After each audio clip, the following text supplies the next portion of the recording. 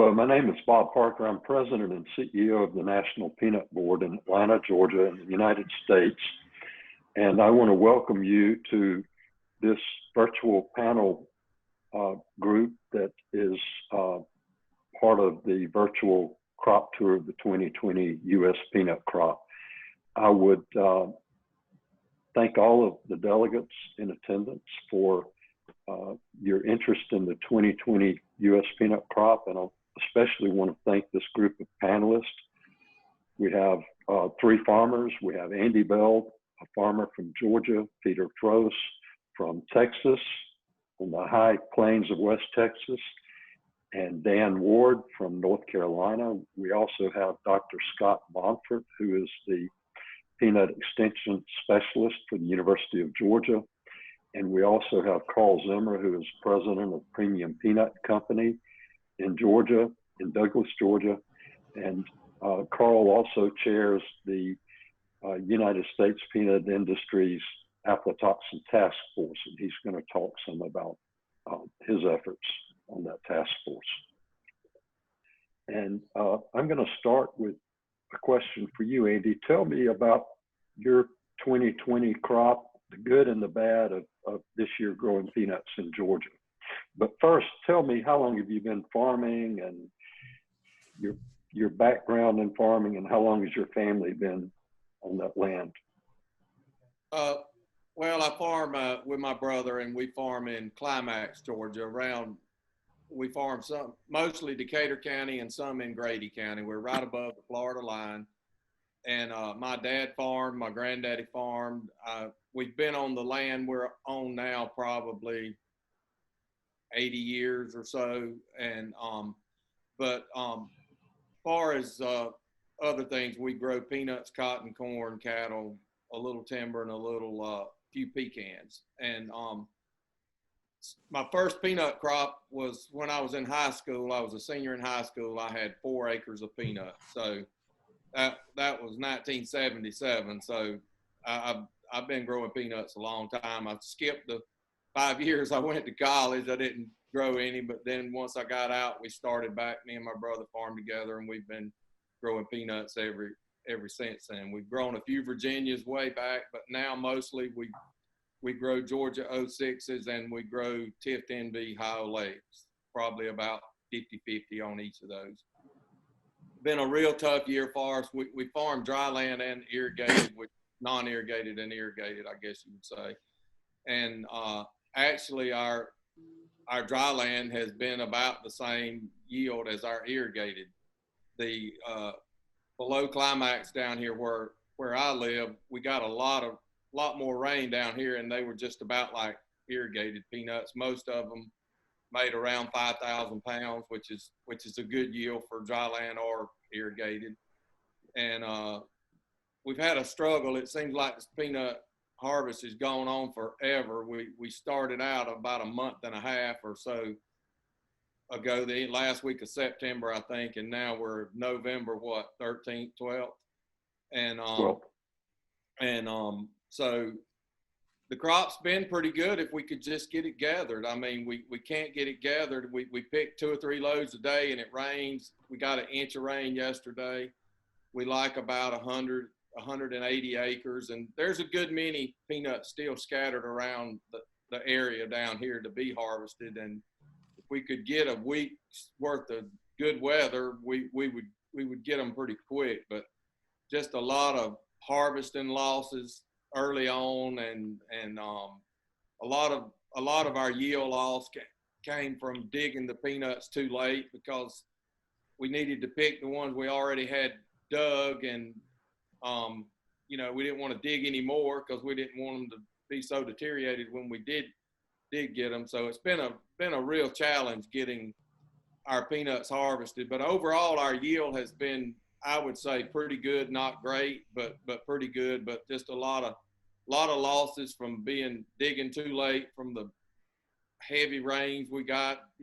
We get 5 or 6 inches of rain, and we'd have to wait a week to dig. So that's been our main challenge. But overall, I would say we've had a pretty average crop for us. We'll talk to Scott later about the state of Georgia overall. And I think what I'm hearing around you and in general is the irrigated peanuts maybe aren't yielding as high as what the farmers hoped. However, the non-irrigated peanuts seem to be above average quality and yields, which kind of mirrors what you're saying, that your non-irrigated have yielded pretty close to what your irrigated did this year. You mentioned that you're planting a variety called Tift NV. Tell us why you grow that variety versus the Georgia 06G, which has been the mainstay and the variety that's really transformed yields. The average yield in the U.S. it's about 2012.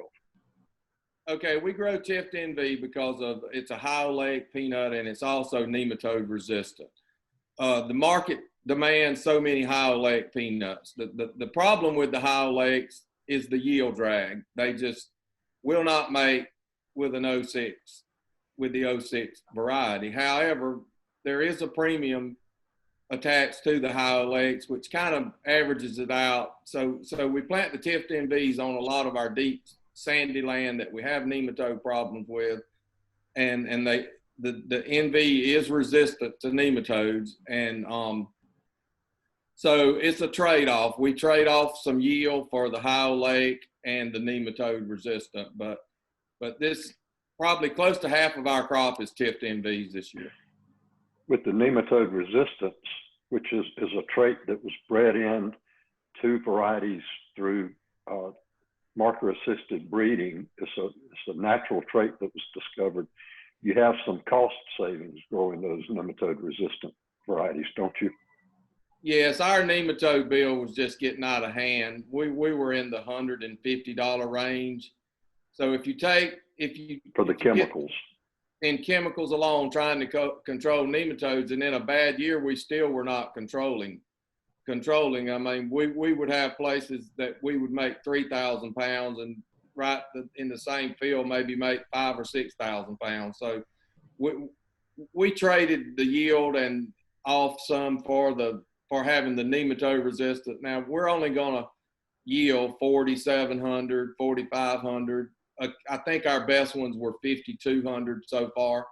So you're going to lose on the yield, but you pick up on the nematode resistant and you pick up on the premium for the high oleic. So it's probably not as good still as an 06, but it's a security blanket for us to know that we've got nematode control, because we planted them in some fields that were terrible nematodes and they were just as pretty and green when we dug them.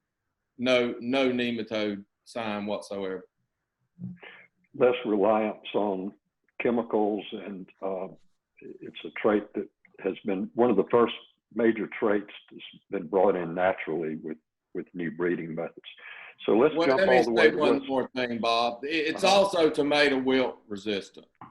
So those peanuts are just as pretty and green as they can be whenever you dig them. There's not much, if we could just get a little more yield out of them, but they are resistant to tomato spotted wilt. Okay, thanks, Andy. So let's jump to West Texas to Peter Frost. Peter, how long have you been farming, and what about your family? Or what generation are you in the lineage of farmers?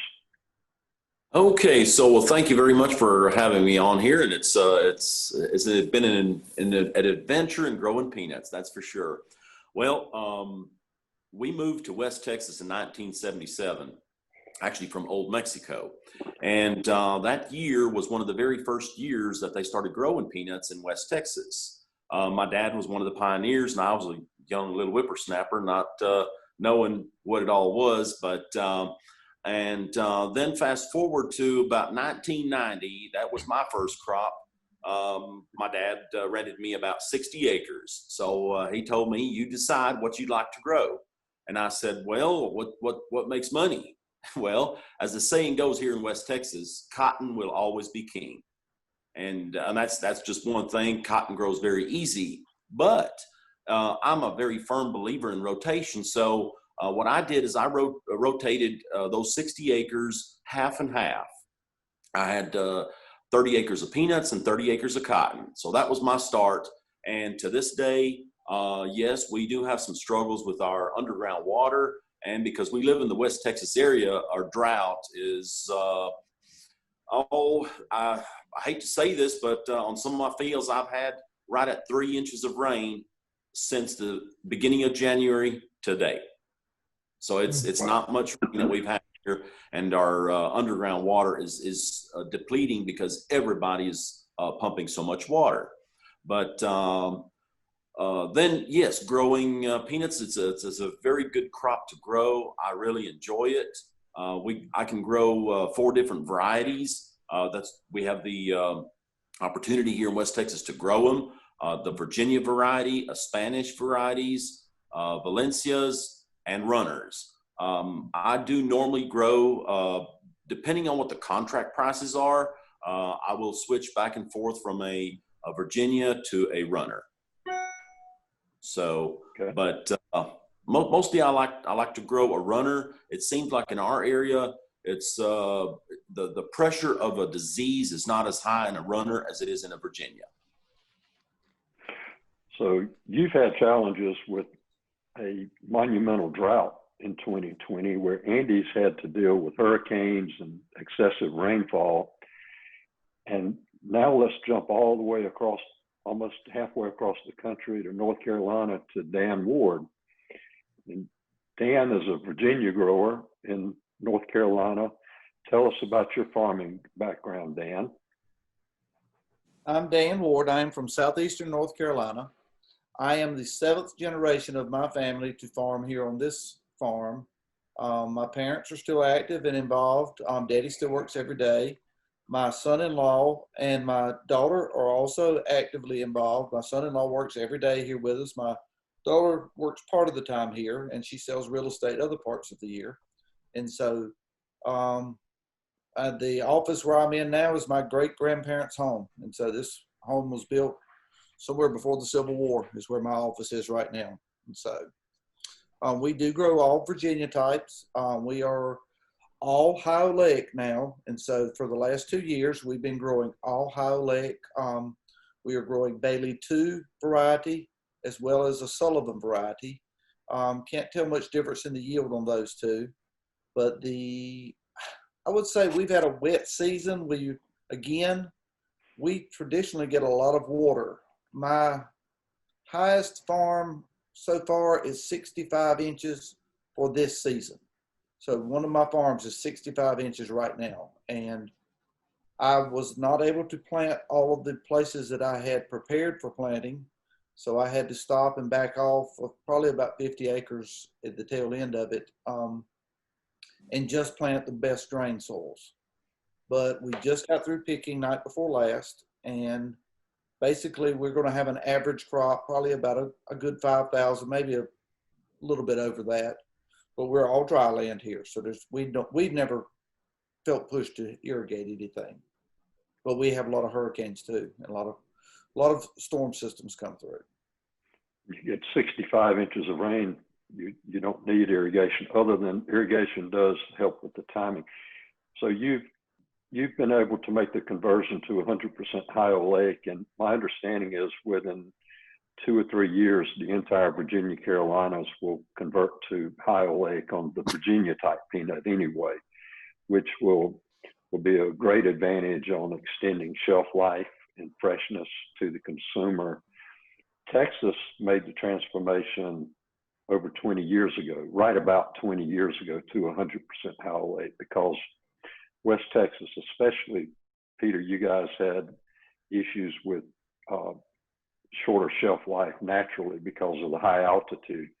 Andy, in the Southeast, you mentioned there's a yield drag. And I know some of the breeding programs were trying to convert to 100% high oleic, but now we are running into some issues with peanut butter manufacturers saying that it's difficult to use high oleics in peanut butter because it affects their formulation. You grow half high oleic and half normal oleic. So how does it work on your farm? Is that a workable solution for a whole region? And Dr. Montfort, I'll ask you to address that in a minute too, but were you able to maintain your purity when you split your production? We are, Bob. I mean, I plant probably 90% of the peanuts myself, and all our irrigated are Ohio Lake, so that's pretty easy to keep those separated. We had one dryland field of one farm that was Ohio Lake, so we plant all of them at one time, the Ohio Lakes versus the 06s. So all of my dryland were 06s, and all of my irrigated were Ohio Lakes, because the Ohio Lakes really need to be irrigated in our area. So we hadn't had any problem. We tag each load, double tag it, we write it down, take a picture of it, and then each wagon we tag it with a green tag, so it's Ohio Lake. And we have not had a problem with it getting mixed up, but about 3 of us keep up with it. The 2 people running the picker, and then I run the dryer, and we take pictures on the phone and keep up with the loads and tag it. We have not had a problem with getting any mixed up. Okay. Scott, what's your overall view of the 2020 crop year in Georgia, and maybe the states surrounding Georgia, especially compared to 2019? I think if you compare back to 2019, we did 120% turnaround. You know, we really swung hard right compared to what it was the previous year, because of the hot, dry, just major drought problems that we had in 2019 that caused so much in the way of aflatoxin problems and quality, other quality issues too. But 2020, when we're looking at it right this minute, based on what I'm hearing, the quality is good, very good, in fact, very little aflatoxin. But that does not mean that it has been a cakewalk by any means for these growers in the state, and in the Southeast. I mean, we've had a lot of rain, yes, but it has been a rough go for all of our growers. You go all the way back to 2019 and its effects on this season, as it relates to all of that aflatoxin on our seed stock. And that caused us to have probably one of the more trying times as far as growers trying to get stands in a field, because we lost a lot of them to aspergillus, just seed rot, other things, just poor seed quality on probably half our crop or better. So we were down. If you look at stands throughout the state, we were down probably a plant to a plant and a half per foot of row, which is a big deal for us when we normally have issues in a way. And so it just compounded some problems. And then you throw the weather on top of that.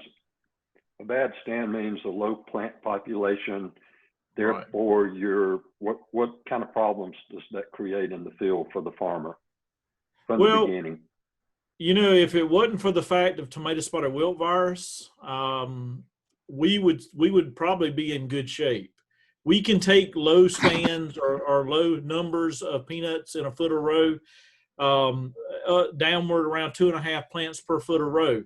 But when you throw the virus into this, if for some reason when they're at low sparse populations, the virus is vectored by thrips, an insect that we manage pretty easily in peanut, but they have to feed in order to take up the insecticide. And when they do that, they transmit the virus.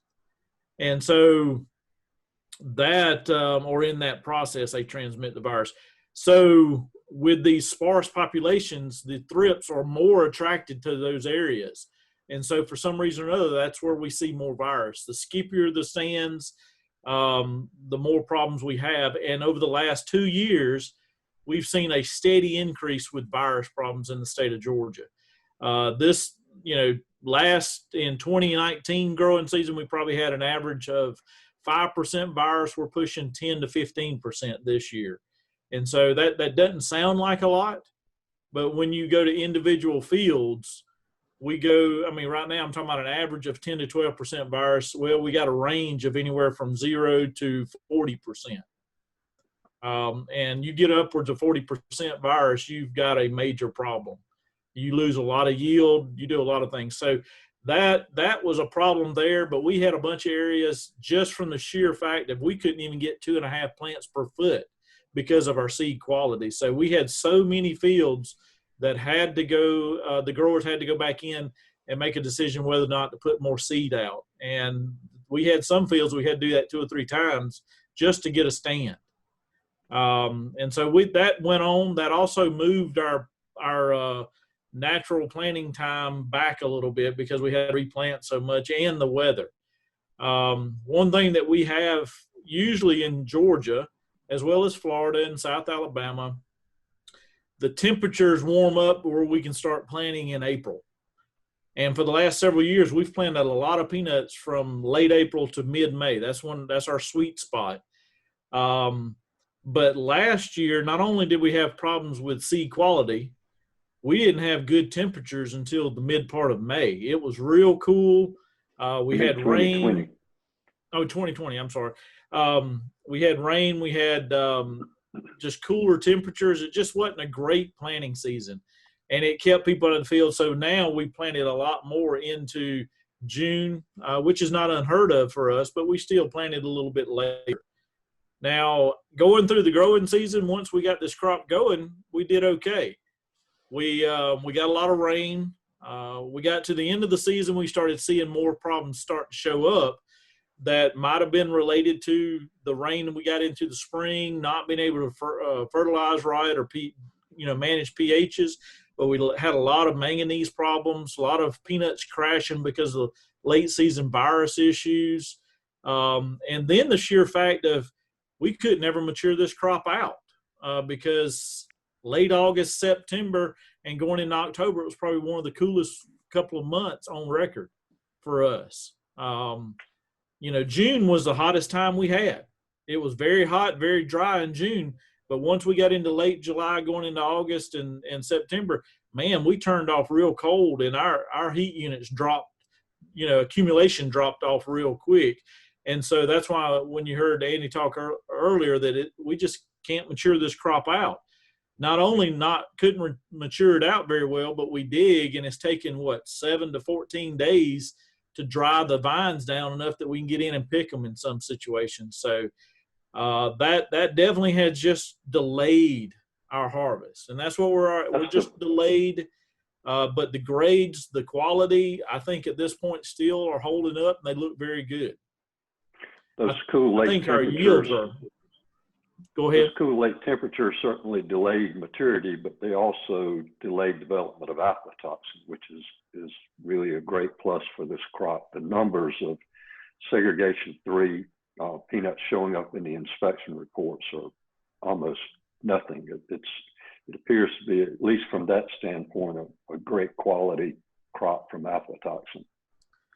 And, and not to mention, like Andy said, I think we had, if you look at things, we had a pretty okay growing season. Not a bumper crop by any means. I think if you look at the USDA reports, they still got us at 4,500 pounds per acre. We're not going to make that mark. I think we're going to be more like 4,100 to 4,200 pounds, which is still very respectable. But I don't think we're going to push over 4,300 pounds. I think that's going to be hard to do. Speaking of that, USDA's crop estimate that just came out this week predicts a crop in short tons, farmer stock, 3,321,000 tons. And as you said, they estimate Georgia to have a yield of 4,500 pounds. By the way, a 3,321,000 ton crop would be the 3rd largest crop on record for the United States. I have it more in line of 3.2. It could go to 3.1, but it would still stay in that number 3 position. Peter, USDA is saying Texas will average 2,700 pounds per acre. That's incredibly low for Texas. What do you think? I don't know. To me, it seems that it's off somewhat. And yes, there have been some yield losses due to our drought that we had in our West Texas region. But the majority of the folks, they really, really watered lots and lots this year to get their peanuts. And actually what they did is they turned off the water, including myself, off of the cotton and turn it to the peanuts. I think I ventured to say that I think we're going to climb back up to maybe around 3,200 pounds once it's all said and done. But I think, to me, it seems like it's a little on the low side, 27. Dan, what about North Carolina? USDA's got you guys at 4,300 pounds. Last month they had you at 4,400. They also took Virginia down from 4,650 to 4,200 from October to November. Is that because of all of the rain and inability to harvest? What do you think? What do you think about those average yields that they're estimating? I think they're still a little bit high. I was at my buying point yesterday afternoon, and they still have 40% of their peanuts left. No, they have half of their peanuts still to come in at the buying point where I sell. And I think they were saying within our general state that we still had probably 30 to 40% of the peanuts to come in. So USDA estimates 66% of the North Carolina crop is harvested. Peter, they estimate only 60% of Texas is harvested. You think that's a little low too, don't you? Yes, in my immediate region, and of course Texas has 4 different regions where we can grow peanuts. I know South Texas, they are probably coming in and harvesting peanuts here in about a week or 2. The West Texas region, I believe that we are done about 94%. It looks there's some stragglers that are coming in, but the buying point that I'm partners with is I believe we're about 90, probably even 96 or something like that % finished. Okay. Andy, you think that USDA's number for Georgia, 80% harvested, is close? Scott, maybe you think that's a little low, or what do y'all think at this point? You still think we have 20% of the crop left to harvest? I don't think we have 20% left. I mean, I went to Macon Saturday, and Mitchell County, there's a good many up there that's not harvested.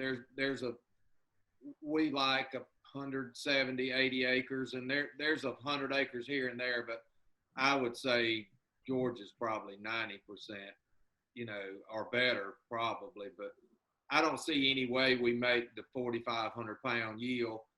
I know a lot of guys, our irrigated yields down here are off. There's a lot of irrigated peanuts with a 4 in front of them this time, which is really kind of unheard of for us. But there was a good many with a 4 in front of them that were 06s, and that was just a combination of bad weather. Plus, Scott may have noticed this. It seems like in the irrigated fields, the sandy spots, when we had all of that heat in July, I don't know, we put too much water and we had more disease. It just seems like the real sandy spots, the yield was way off in some of those fields. And I don't know. I know the disease was worse, but I know it was also because we were trying to keep them wet, because we had some pretty extreme heat there for 3 weeks. And I don't know, it just seemed like all of those peanuts, the yield was off a good bit. Let's talk about plantings this year. And Georgia increased plantings by 20% from 2019, and the Southeast about 17%. How does that compare to your own farm, and why did plantings increase like they did? On our farm, we did not increase this year, but it was strictly a rotation for us. Next year, we will increase more just because we can't plant peanuts every year on the same land. But the reason that the planting is increased is the alternative crops we have. We lost our main corn buyer for corn in the ethanol plant. Cotton, we've had 3 out of the last 4 years has been horrible for cotton for our area.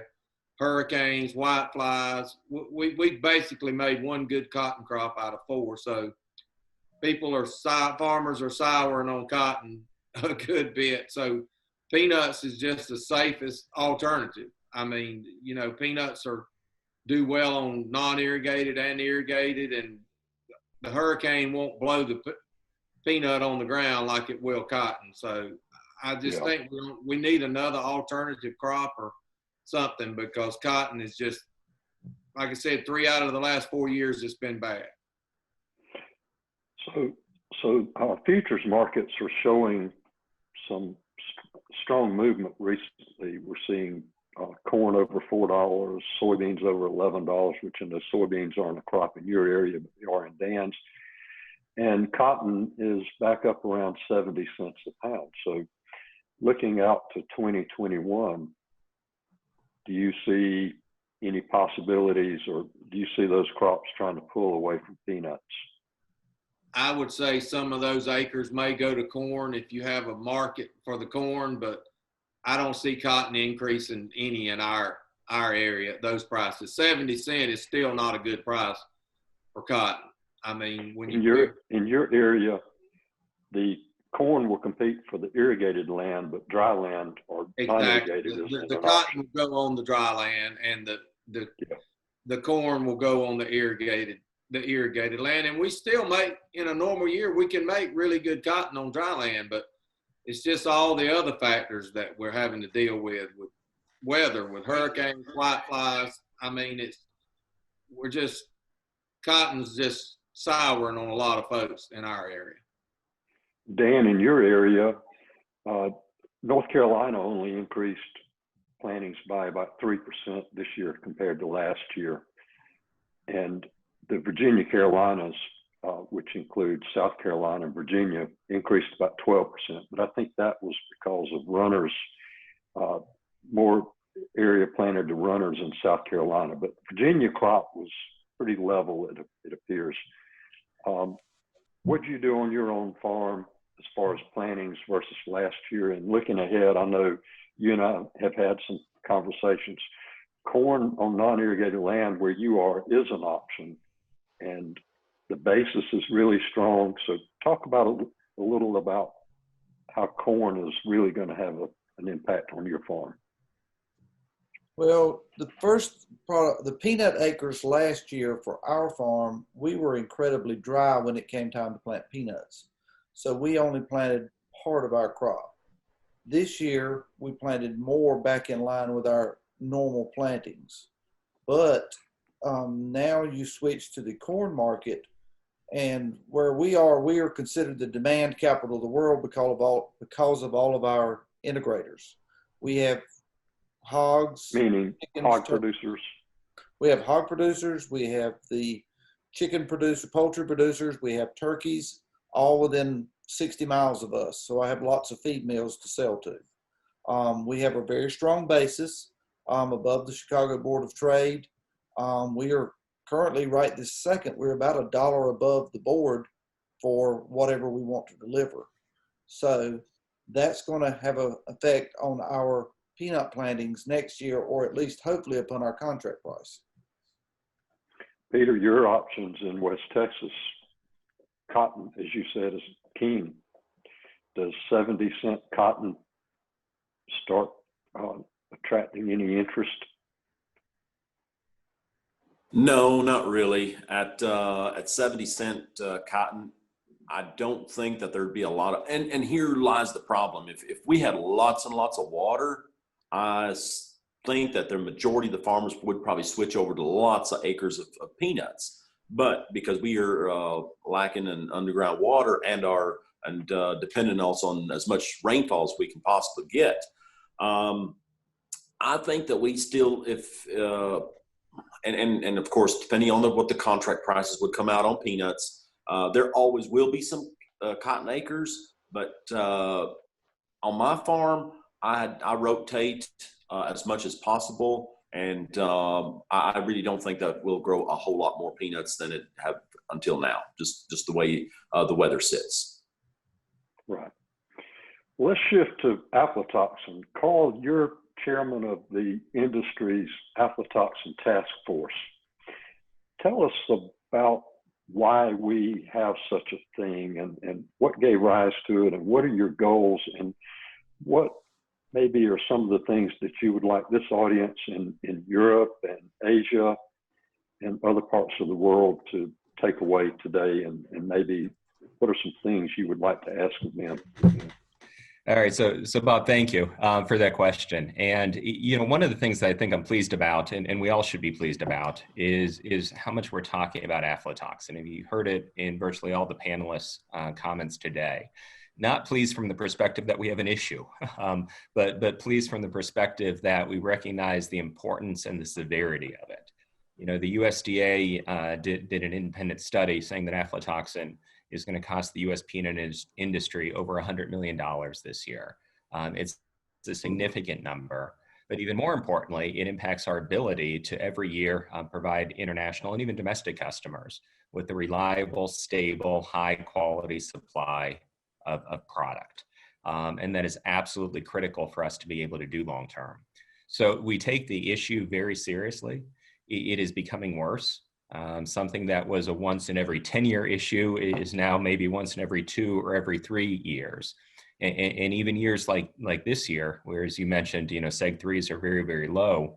If you look at some independent data that JLA is putting out, you're still having 10 to 15% of the crop post shelling does not meet edible aflatoxin standards. So it's something that we need to keep a focus on. And as part of the aflatoxin task force, we're working to short term look at how do we mitigate the impact of it.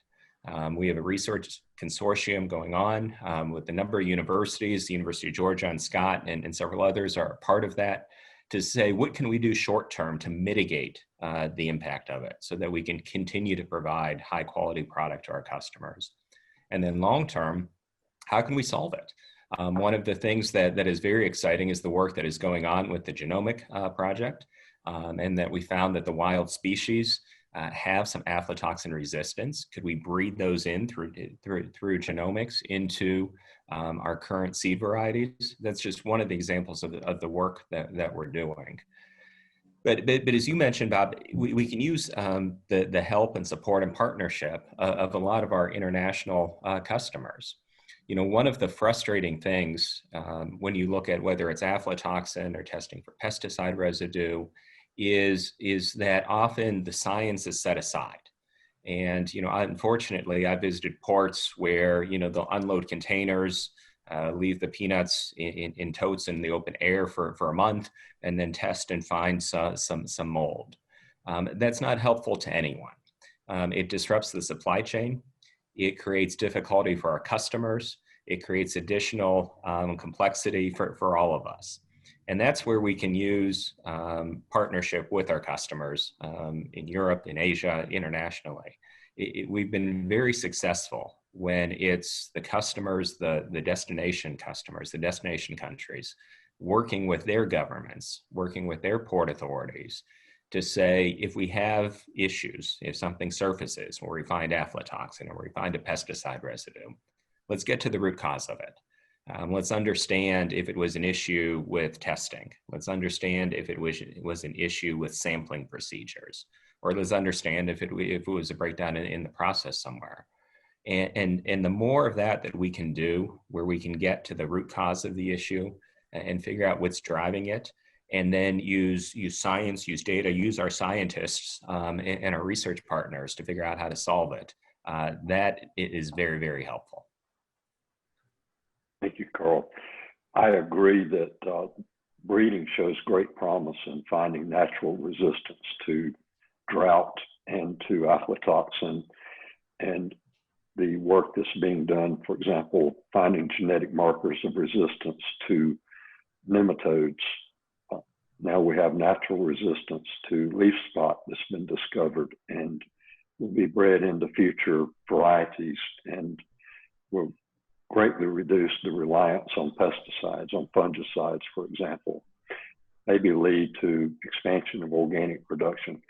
But I also applaud the effort to look at short-term solutions, because breeding is a long-term solution. And I appreciate the work you're doing. I serve on that committee, and I know that the National Peanut Board is committed to your work to try to find solutions, because we need these markets that have low tolerances for aflatoxin. They're very important to us. Great. And if anyone has ideas, that maybe is another point, Bob, a good point. If anyone has ideas or would like to work with us, we're open. This is not something where there's pride of ownership here. It's an issue that we need to work together as an industry to solve. And so if there's others, even internationally, who'd be interested in helping with that work, let me know. And we'll include you in our efforts and include you as part of the task force. Thank you, Carl.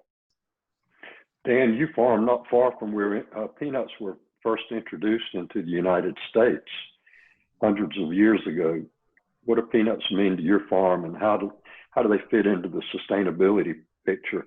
And interestingly, North Carolina has only about 3% irrigation. So you're able to grow peanuts without irrigation versus Georgia with 58%, Texas with 99%. Mm-hmm. But peanuts still work. They're such a water efficient crop. Talk about peanuts in your farm. We are on a 4-year rotation with our peanuts and our corn crop. We do not rotate soybeans with the peanuts because of the similar disease packages.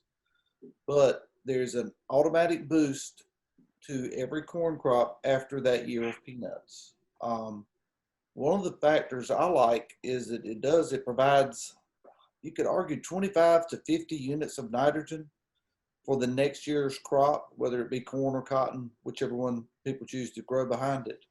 But the other thing I like is the rotation of the pesticides. Is we don't want to use any more pesticides than we feel absolutely necessary, but with our corn crop and our peanut crop, we're using different materials so we don't feel like we have a buildup of resistance or a buildup in the soil of different chemicals. But peanuts have been a mainstay on our farm. Daddy actually gave up growing tobacco when I was 5 years old to concentrate on peanuts because he felt the benefits to the land and he felt the benefits to the corn crop, and it was a better moneymaker for us here on this farm. Did his neighbors think he was crazy? Yes. Yeah, tobacco was king, just as cotton is king in Peter's area. Tobacco was king here for many, many years, and Daddy wanted to concentrate on peanuts, and so he gave up his tobacco crop, and I think everybody told him he was going broke, but he made a living and has done very well with it. Still there. And I've Still been on there. that farm. It's a beautiful place. 82 and Scott, 82 and still working.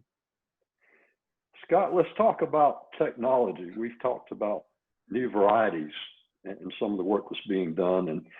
And then around 2012, we had a new variety emerge out of the University of Georgia called Georgia 06G.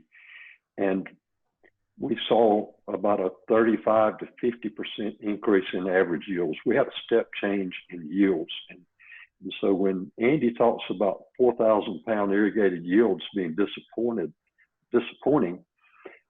20 years ago, that was the norm. And what do you see coming down the line? Do you see any new varieties emerging, or will we continue to rely on Georgia 06G for the next 5 to 10 years?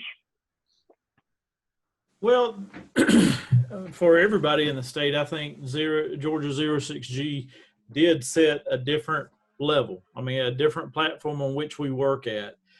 And it's been continuing to do that for a long time. Now, it doesn't come without its own problems, but we've been able to work around those problems in order to continue making the yields. Now, you know, our state average has been hovering where it was around 2012 and below, probably 37 to 38, 3,900 pounds. We've been pretty consistently over 4 now with the state averages for the last 5 to 6 years.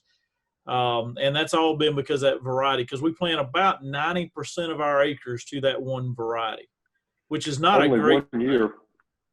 Only 1 year since 2011, the state average came below 4,000 pounds, right, which is incredible. So yeah, that one variety has done us very well. It has also been kind of the hindrance to get new varieties to take foothold in our state or in our region. You talk about high legs. You know, we were going to move real quickly into the high legs. and we thought we had something with a Georgia 13M that had just as good a yield or better, but we found its Achilles heel pretty quick. It was leaf spot. Leaf spot decimated that variety. And the problem is it made it out to a point where the seed group had it already probably poised to take about a quarter of the acres that next year, or would have. They planted enough seed stock that we would have had that. 5 years prior to that year, leaf spot had been minimum to non-existent in the state. So yeah, we've had some movement with newer varieties trying to take hold. Some of those had good attributes, things we were looking for, good characteristics, high legs, whatever it might have been, better tomato spotted wilt resistance, but for some reason they've had a hiccup and the yield is not there consistently like 06G. And so we have been, ever since 2012, well, probably before that, 06G was released in 2006. And that's the numbering behind that. Everything is numbered here in Georgia based on the year it was released. So it was released in 2006, commercially available 2010, 2011 with that seed increase, and really hit the market in 2012.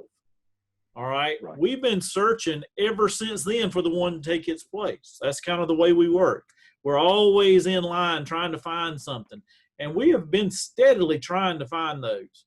Now, we've gotten varieties that have been right there very close, but for some reason, like you said, just little hiccups with disease or something else has caused them not to be consistent in all the different growing regions of Georgia, the Southeast, or even the United States. And so at this point, we've got another one or two that look good right this minute. But it's the first year into evaluating them on a wide scale. Now, where does that go? So what do we say if we have one of these two varieties that look good that we say that we want to go with? Well, guess what? We're 3 to 4 years out from getting enough seed to even get started. So we're going to at least be with 06 for the short term and probably, maybe a little bit longer. We're not getting away from it right now. Because even if we had one right now that I wanted to hang my hat on, like I said, I couldn't bring out, based on getting seed increases, probably enough to plant 10% of the acres next year. And then from that, it would go to about 30%, and then, so you're talking, if that was on the situation where we're going to push it real quick. Right now, we don't have one that I want to say that this is perfect. We got some to look good, but they've got problems. One's leaf spot, one's not as good on tomato spotted wilt. Well, guess what? Tomato spotted wilt is being real tough right now. It's increasing, so we're having to kind of regroup on some of that a little bit. So the breeding process is a long-term one. It's not something that we can just reach over and grab it and put it in, and then we're going to go with it. If we have something come in, whether it's a virus or disease that wipes us out next year, we can't rebound very quickly. So we're hoping that doesn't happen. And so that's why we do put such a strong effort to managing everything through agronomics or our pesticides. Even though we don't want to use them a lot, we try to manage them the best way we can to make sure that we got enough time for that next variety to come down. And we do need time. What other technology do you see emerging that's being embraced on the farm that helps? Guidance systems, data management? Is anybody using drones for scouting? I think the technology has helped us. The biggest one is GPS guidance. That's helped us with peanuts, with digging, spraying, whatever it might be. That's been the most widely adapted. We are using technologies like drones, imagery, and all, but the problem is, and I hate to use this term, but it's just a pretty picture. Until we can really decipher that picture and understand what it means, and the problem is what does it means in this field compared to what it means in this other field or across the state? Totally different. And so that's something that's kind of slowing that down a little bit, but they have helped. we are looking at quality. Carl talked about the projects we're working on. We're looking at everything that we can to understand what the variations in quality and yield and all that in a field. Can we decipher that and know that ahead of time? So if we have better yielding areas, to kind of be able to pull those peanuts and store them together instead of, mixing, various quality peanuts. And so that's happening. I think, the research is going throughout the U.S. in the universities and others. I mean, we're pouring our hearts and souls into trying to find new technologies, new adaptations, everything we can to make this crop more sustainable. One of the other ones that have worked very well so far that a lot of people are starting to adapt is the sensoring technology for managing irrigation. That's probably one of the biggest things that we've shown promise in right now. But tracking peanuts through the system, after we digging, where they come from, all that's coming along. It's just, it's slow. I think some of the buying points are tracking some stuff. But that's, largely just trying to understand where. Yeah, and the sheller. So, I mean, there's some of that tracking starting. So I think that technology is out there. I think we, even the aflatoxin thing, we want to be able to understand that more. And we're trying to use what technology we can from our perspective to do research in different ways to try to minimize the impact of that in the field. But if we could track that and figure out where we got problems, or even if we could predict where we are going to have problems, that would probably be the biggest thing. And we've been working on it, but that's one of the hardest things to do, is to bring all of the groups together that we need to. Right now, in order to predict where we're going to have problems, we really need the big weather networks, and I'm talking about the ones that can predict over just a mile or two radius versus what we have. We have weather stations in each county. Well, guess what? There's still a lot of variability between that.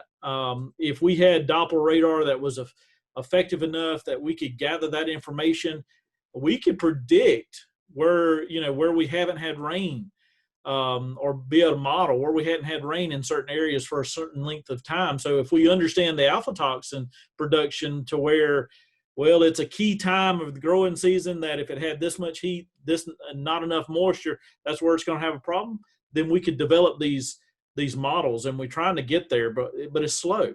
And so we're trying to get some of these bigger groups to come aboard. And so I hope that's going to happen in the next year or two, I hope.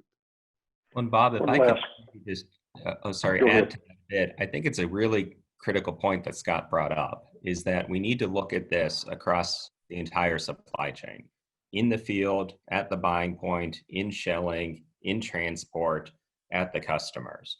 Because unless we're aligned and working together on it, we maybe do something in the field that creates issues at the buying point, right? Or at the buying point that creates issues at the shellers. And that's why I'm excited about some of the work that Scott mentioned. I'm excited about the AFLA task force, because we really have the whole industry, all segments in the supply chain are on it. So that as we look at doing some of these things, we're really trying to improve end quality of the product, and so improve quality, improve value of it to everyone, from the grower all the way through to our customers. And I think technology is going to be critical to that. We're looking at working with USDA, new, more efficient ways to grade peanuts at harvest, as an example. We're looking at new data analysis techniques using artificial intelligence to analyze some of this data. And so I think the more that we can incorporate some of those new technologies, not just in the field, which is critical, but in every step of the supply chain, we'll be able to more efficiently produce a higher quality product. Thank you, Carl. One last question, and I'm going to start this with Carl, because you, as a leader of a shelling operation, you have a network of buying as well, so you'll have a broad perspective. COVID-19 has been a worldwide problem, as we all know, and there were a lot of concerns coming into harvest about disruptions. Well, even from planting, where we're going to have COVID spread on the farms, and where farmers going to being able to plant or tend to their crops or harvest, or were we going to lose inspectors, showing things? So Carl, tell me what you've seen, you know, from sort of the growing season and especially through harvest. What kind of impact has COVID had on you? Has it been as bad as maybe you were worrying about, or has it seems, from what I hear, it seems to have been more manageable than we were maybe thinking it would be. Yeah, I think that's the key, Bob. I think it's been manageable.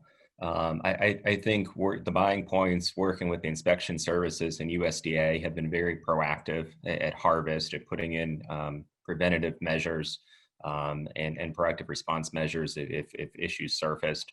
And so I think it really has been manageable. You know, I think candidly, the biggest challenge we've had is educating the broader citizenry, you know, about the potential impacts. You know, I had a number of discussions in spring with people to say, well, you know what, just delay planning for 2 months. It's okay, right? We need to lock down for 2 months, right? Not understanding that you won't have product this year. And so I think that really has been the biggest challenge, is educating non-agriculture stakeholders around the potential impact. But I think really the industry has done a nice job of managing it and really minimizing impact of it in peanuts this year. To the farmer panelists, have you had any issues on your own farms or your neighbors, or has it disrupted your ability to market your crops? Right. And so far, knock on wood, we've been very, very fortunate. We've had no cases at our buying point.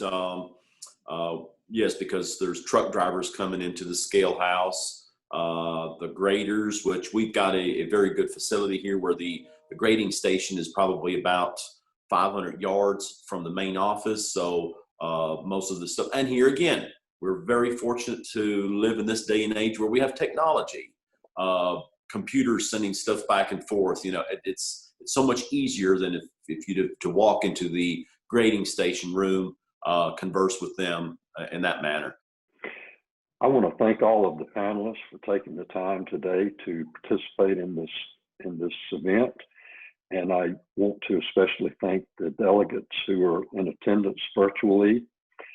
And I hope that some of you maybe will get a perspective and a feel for the peanut production in the United States that you wouldn't have gotten otherwise. I think we'll have more people here than we could have ever imagined bringing over physically. And I encourage you to watch the crop tour videos that will be posted soon, and also to submit any questions you may have for the panelists. They'll be around to answer any questions you may have. Thank you.